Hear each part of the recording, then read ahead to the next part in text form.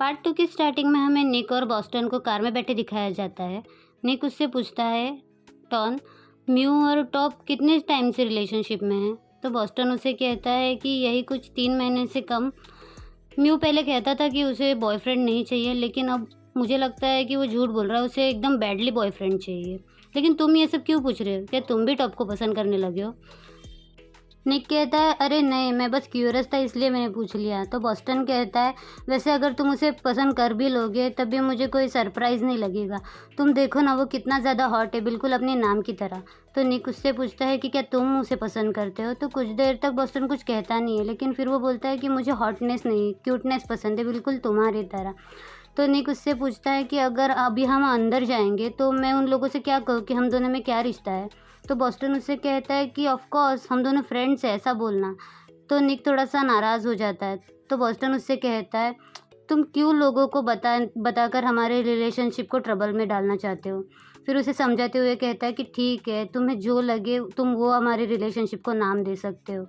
और ऐसा बोल के वो उसे क्यूटली किस करते रहता है और उसे बोलता है कि चलो अब हम अंदर चलते हैं। फिर सीन शिफ्ट होता है और हमें पार्टी का दिखाया जाता है, जहाँ पे स्टैंड अपने बैंड के साथ होता है। तभी वहाँ पे रे आता है। रे बोलता है, ओह तुम कलरफुल कपड़े भी पहन सकते हो, मुझे लगा तुम हमेशा डार्क कपड़े पहनते हो। तो स्टैंड उससे कहता है कि मैं थीम के हिसाब से कपड़े पहनता हूँ, वैसे भी ब्लैक कपड़े मैं तुम्हारी फ्यूनरल पे पहनूंगा। तो रे उससे कहता है, यार मैं तुमसे कितने प्यार से बात कर रहा हूँ, तुम मुझे ऐसे जवाब क्यों दे रहे हो?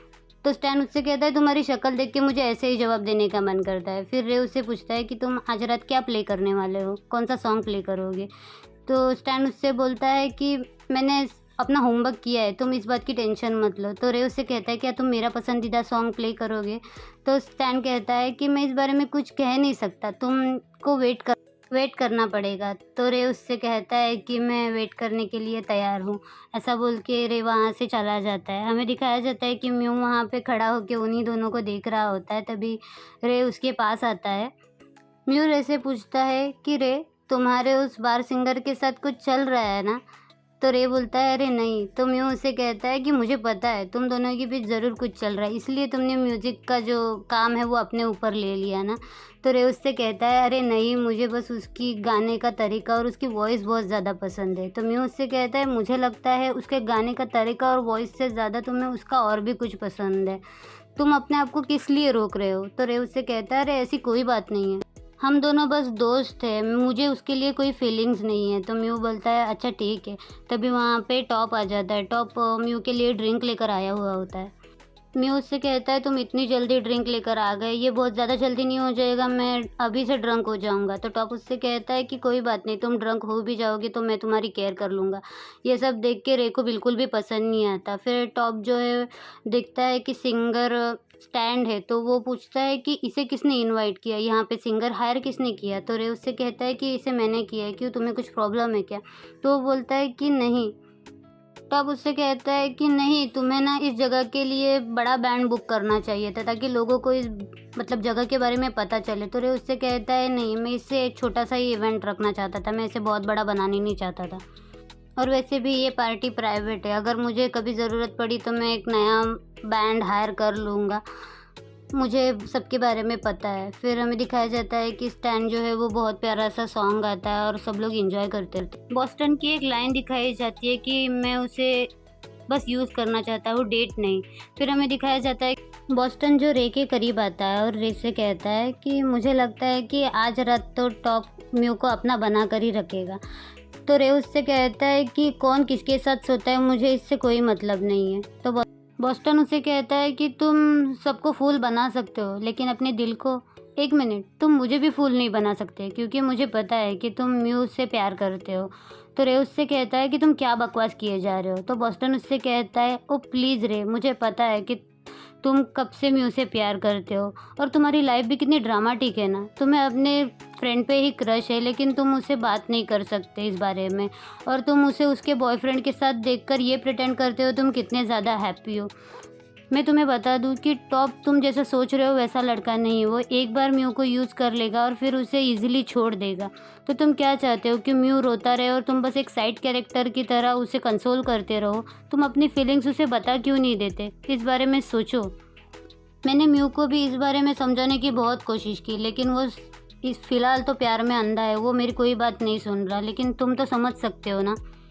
क्या तुम चाहते हो म्यू के साथ ऐसा हो? तुम्हारे पास अभी भी एक चांस है, इस बारे में सोचो, तुम्हें जो करना है वो करो।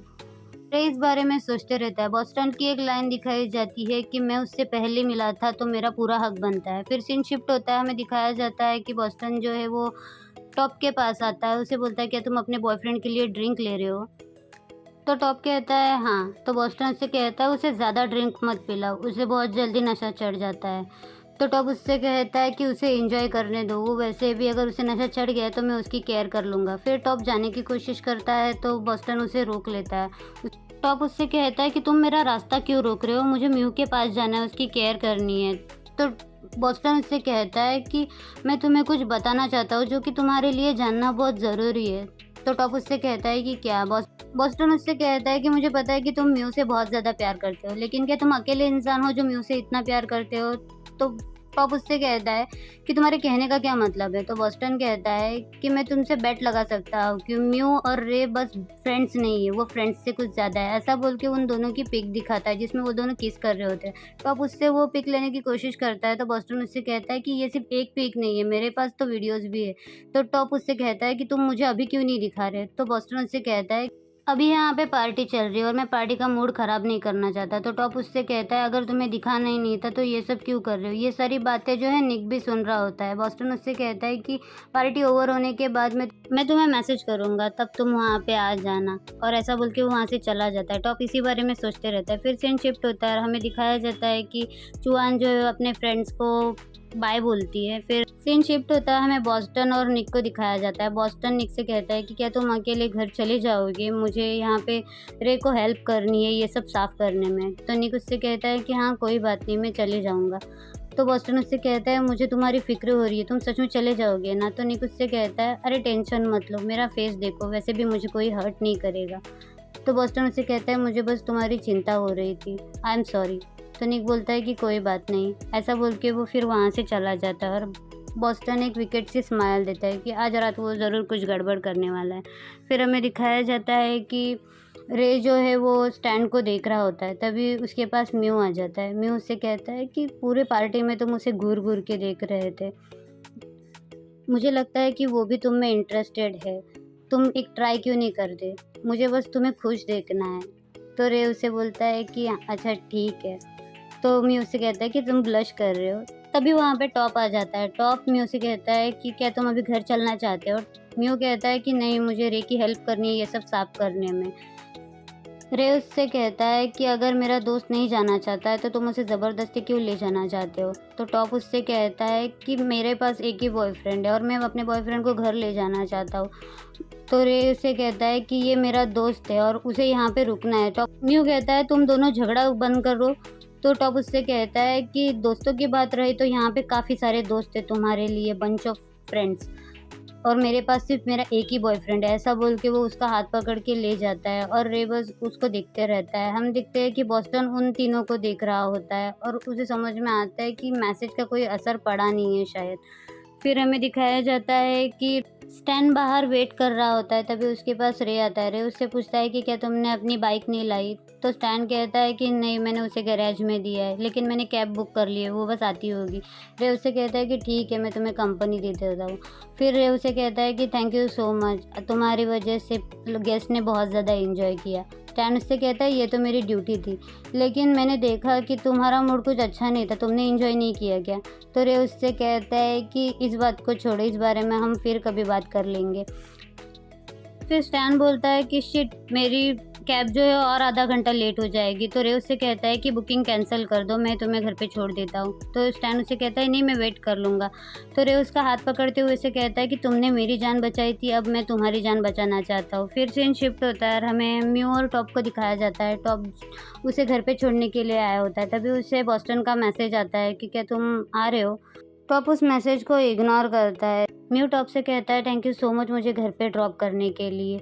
तो टॉप उससे कहता है मैं बस अपने चेकलिस्ट को पूरा करना चाहता हूँ। तो म्यू जो है खुशी में उसे किस करता है। टॉप उससे कहता है कि ऐसे किस मत करो, वरना तुम्हें लगेगा कि मैं तुम्हारे ड्रंक होने का फिर फ़ायदा उठा रहा हूँ। तो म्यू हंसने लगता है। तभी दोबारा से जो है टॉप को बॉस्टन का मैसेज आता है मुझे तुम्हें कुछ हॉट दिखाना है। तो म्यू उससे पूछता है कि क्या हुआ, किसका मैसेज है? सब कुछ ठीक है ना? तो टॉप उससे झूठ कह देता है कि मेरे डैड का मैसेज है, होटल में कुछ प्रॉब्लम हुआ है। तो म्यू उससे कहता है कि तो तुम्हें मैं जाना चाहिए उनके पास। तो टॉप उससे कहता है कि कोई बात नहीं, मैं पहले तुम्हें घर छोड़ दूंगा फिर मैं जाता हूँ। तो म्यू उससे कहता है अरे तुम्हें जाना चाहिए अपने डैड के पास, उन्हें तुम्हारी ज़रूरत है, और देखो मैं बिल्कुल भी ड्रंक नहीं हूँ। ऐसा बोल के वो उसे जो है अपने मसल्स दिखाता है और उसे बोलता है कि चलो अब तुम जाओ अपने डैड के पास। वो उसे ज़बरदस्ती लिफ्ट में भेज देता है और फिर उसे बाय बोलता है। फिर सीन शिफ्ट होता है और हमें रे और स्टैन को दिखाया जाता है जो कि दोनों किस कर रहे होते हैं। स्टैन उससे कहता है कि चलो अब मैं जा रहा हूँ। रे उससे बोलता है कि इतनी जल्दी क्या है, प्लीज़ रुको ना मेरे साथ। तो स्टैन उससे कहता है कि हम दोनों किस तरह के दोस्त हैं, दोस्त इतने ज़्यादा किस नहीं करते। तुम अपने म्यू और बॉस्टन को इसी तरह से किस करते रहते हो क्या? रे उससे कहता है कि तुम्हें कंपेयर करने की क्या ज़रूरत है? मैं इसे वर्ड्स में डिफाइन नहीं कर सकता। वैसे भी तुमने मुझसे कहा था कि तुम जो है वो प्यार और सेक्स को दोनों अलग चीज़ों में रखते हो। तुम अपनी लाइफ बस एंजॉय करो ना। तो स्टैन उससे कहता है कि इसके पहले ना मैं अपने प्यार के अलावा किसी के साथ 2 बार नहीं सोया। तो रे उससे कहता है कि इसका मतलब अगर तुम मेरे साथ 2 बार सोए तो मैं तुम्हारी लवर में काउंट हूँगा? स्टैन उसे कहता है बिल्कुल नहीं, तुम्हारे जैसा बॉयफ्रेंड मुझे नहीं चाहिए। रे उससे कहता है कि क्या तुम मेरे लिए इतना भी नहीं कर सकते? फिर वो दोनों किस करने लगते हैं। हमें दिखाया जाता है कि म्यू जो है वो अपने रूम के पास पहुंच चुका होता है लेकिन उसे अपनी की नहीं मिलती। तो वो टॉप को कॉल करने की कोशिश करता है लेकिन टॉप जो है उसका कॉल उठाता नहीं है। तो वो रे को कॉल करता है। इन दोनों का इंटीमेट सीन चल रहा होता है, तभी रे का फ़ोन बजता है। तो रे हड़बड़ी में वो फ़ोन उठाने की कोशिश करता है। स्टैन उसे बड़े ध्यान से देख रहा होता है। रे उससे कहता है कि ये अर्जेंट कॉल है, मुझे उठाना पड़ेगा। फिर रे जो है वो म्यू से बात करना स्टार्ट कर देता है। म्यू उसे बताता है कि वो उसकी की जो है वो भूल चुका है। तो रे उससे कहता है कि ठीक है, तुम अभी कहाँ पे हो मुझे बताओ, मैं तुम्हें अभी लेने के लिए आ रहा हूँ। तो स्टैन जो है ना उसे बड़े ध्यान से देख रहा होता है। स्टैन का मूड यहाँ पे ख़राब हो चुका होता है। रे उससे कहता है कि मेरे दोस्त को मेरी ज़रूरत है, वो अपनी चाबी जो है वो भूल गया है। तो रे कहता है मुझे उसे लेने जाना पड़ेगा, क्या तुम अपसेट हो? I am sorry. स्टैन उससे कहता है कि मेरे पास कोई राइट नहीं है तुमसे अपसेट होने का। वैसे भी एक तरह से ये अच्छा ही है कि हम वन नाइट स्टैंड पे रुके हुए हैं, बात आगे नहीं बढ़ी। तो लेकिन रे इसका कोई जवाब नहीं दे पाता। तो स्टैन जो है वो गुस्से में वहाँ से निकल जाता है और रे बस उसे देखते रहता है। फिर सीन शिफ्ट होता है और हमें बॉस्टन और टॉप को दिखाया जाता है कार में बैठे हुए। टॉप उससे कहता है कि बोलो तुम्हें मुझसे क्या कहना था और तुमने मुझे क्या मैसेज भेजा है? बॉस्टन उससे कहता है कि क्या तुम्हें पता नहीं है कि उस पिक्चर में कौन है?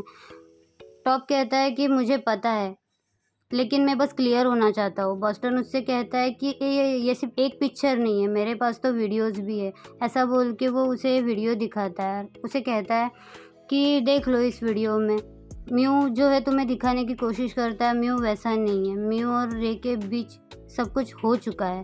टॉप उससे पूछता है कि ये वीडियो कितने टाइम पहले का है? बॉस्टन उससे कहता है कि यही कुछ 2 साल पहले का। लेकिन तुम्हें पता है क्या, म्यू तुम्हें अपने आप को वर्जिन दिखाने की कोशिश करता है क्योंकि उसे पता है कि वो जितना अपने आप को दिखाएगा कि वो वर्जिन है उतना ही तुम उसके पीछे और भागोगे।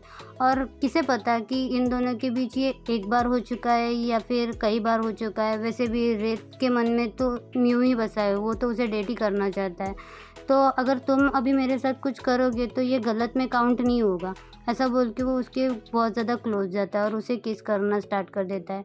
टॉप भी जो है उसे रिस्पॉन्स करते हुए वो दोनों जो है वहाँ पे इंटीमेट होना स्टार्ट कर देते हैं। ये सारी उनकी आवाज़ें जो है वो निक सुन रहा होता है। हमें फ्लैशबैक का सीन दिखाया जाता है जहाँ पे वो दोनों जब कार में बात कर रहे होते हैं तभी निक जो है वो चुपके से वहाँ पे रिकॉर्डर लगा देता है ताकि वो जो है टॉप और टॉन की सारी बातें सुन सके। यहाँ पे मुझे निक के लिए बहुत ज़्यादा बुरा लगता है कि टॉप और टॉन दोनों भी अपने बॉयफ्रेंड्स पे जो है चीट कर रहे हैं। इसी के साथ ओनली फ्रेंड्स का एपिसोड 3 यहीं पे ख़त्म हो जाता है। आपको वीडियो कैसा लगा मुझे कमेंट कर ज़रूर बताइए और गाइस वीडियो को ज़्यादा से ज़्यादा शेयर कीजिए, लाइक कीजिए और मेरे चैनल को सब्सक्राइब कीजिए ऐसे ही अच्छे वीडियोज़ के लिए। Thank you so much for watching. Bye bye.